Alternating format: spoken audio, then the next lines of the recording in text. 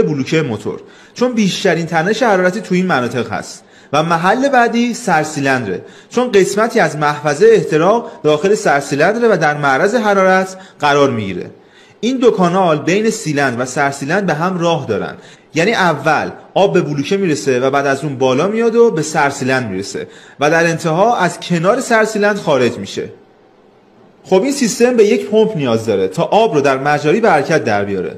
واتر پمپ توسط نیروی میلنگ به حرکت در میاد و در بعضی از مدل‌ها توسط تسمه تایم میچرخه و تو بعضی از مدل‌های دیگه مثل تصویری که مشاهده میکنید توسط تسمه دینام یا تسمه اکسسوری به حرکت در میاد.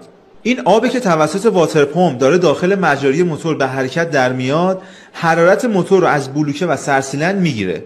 بعد از یه مدتی اگر این آب خنک نشه حرارتش خیلی میره بالا و راندمان سیستم خنککاری میاد پایین. به خاطر همین موضوع این